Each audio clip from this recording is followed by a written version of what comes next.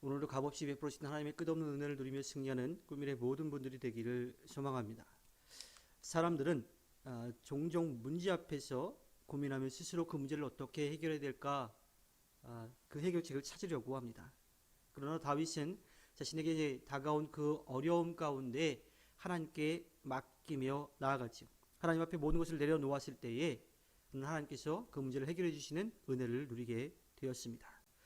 다윗의 승리는요, 그의 강함과 그의 힘으로 인한 것이 아닙니다. 하나님께서 그를 도와주셨기 때문에 그가 승리할 수 있었던 거죠. 다윗의 대적들은요, 하나님이 도우시는 다윗을 이겨낼 수가 없었던 거예요. 하나님은 당신을 의지하는 자에게 승리를 주시는 분이십니다.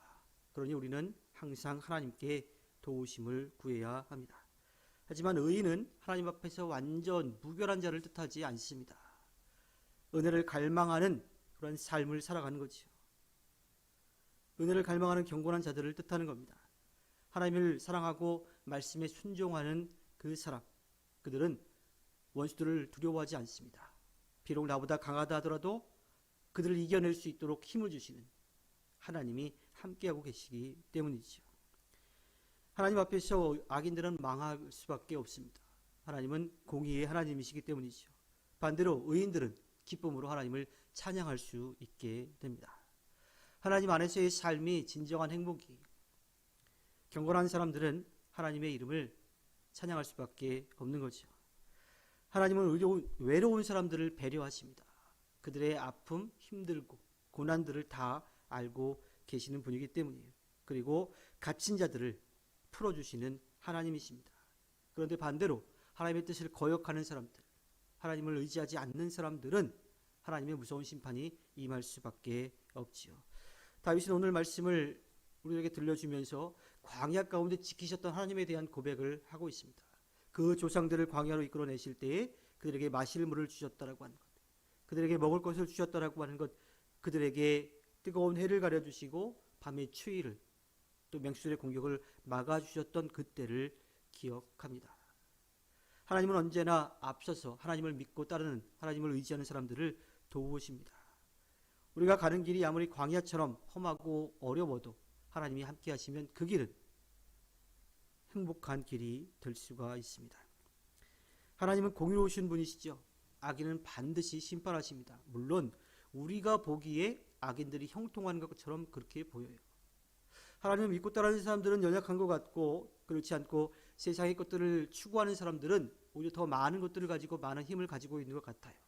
그래서 그들과 싸워서 이길 수 없다라고 하는 그런 생각이 들기도 하고, 하나님은 왜 저들을 그냥 놔두실까 하는 그러한 의문을 갖기도 합니다. 하지만 때가 되면 하나님께서 그들을 분명하게 심판하실 겁니다. 오늘 1절부터 3절에 나오는 이야기처럼 원수들을 흩어버려서 연기처럼 사라져버리게 하실 거예요. 또 초가 녹음같이 분명하게 망하게 하실 것입니다. 하나님은 공의와 정의의 하나님이시기 때문입니다. 그래서 하나님이 일어나시면 악인들, 그 세상적인 힘을 가진 그들, 어느 누구도 대적할 수 없었던 그들은 순식간에 사라져버리고 말 것입니다. 공의의 하나님이시기 때문에 악을 그대로 놔두실 수가 없어요. 우리가 보기에는 아무런 조짐이 없어 보여요. 우리가 보기에는 그들이 계속 형통할 것 같아 보여요.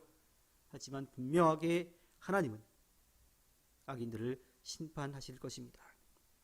하나님이 보시기에 또 우리가 살고 있는 세상에는 고독하고 외로운 사람들이 굉장히 많이 있습니다.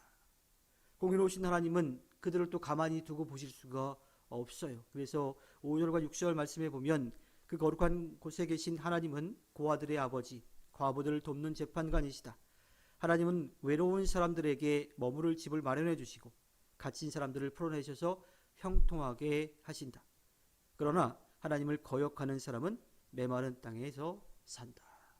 힘들고 어려운 사람들은 돕고 악인들은 심판하실 것이라고 하는 겁니다. 이것이 공의의 하나님, 정의의 하나님이 하시는 일입니다. 시인은 공의로우신 하나님이 이스라엘의 약한 자들을 도우실 것이라고 하는 확실한 믿음이 있었어요. 하나님 앞에 서 있는 약한 자들을 하나님께서는 그들의 어려움을 아시고 그들을 돌보아 주십니다. 그리고 약한 자들을 마침내 강하게 세우셔서 하나님의 아름다운 뜻을 이루어가도록 하시는 거지요. 그러니까 공의로운 하나님은 악에 대해서 심판도 하시지만 연약한 자들, 그래서 하나님을 믿고 따르는 사람들을 가만히 보시지 않고 그들에게도 하나님께서 은혜를 베풀어 주심을 우리는 알 수가 있습니다. 하나님은 분명히 공의로우신 분이기 때문에 악은 내버려두지 않고 심판하실 것이고 약한 자들은 힘을 주셔서 새롭게 회복시키실 것입니다. 다윗은 그것을 고백하고 있고요. 또 우리의 삶에서도 마찬가지입니다. 비록 우리의 눈에 그렇게 되는 것 같지 않아 보인다 하더라도 하나님은 분명하게 그렇게 심판하시고 또 그렇게 채우시고 그렇게 돌보아 주실 것입니다. 하나님께서 허락해 주신 오늘 하루를 살아갈 때 공의의 하나님께서 악인을 심판하실 것이라고 하는 확실한 믿음을 가지고 담대하게 서고 또 그 공의의 하나님 앞에 겸손한 마음으로 서서 하나님께서 채워주신 것을 감사하게 받고 그것을 통해서 하나님 앞에 기쁨을 드리는 꿈미래 모든 분들이 되기를 주님의 이름으로 부탁드립니다. 기도하겠습니다.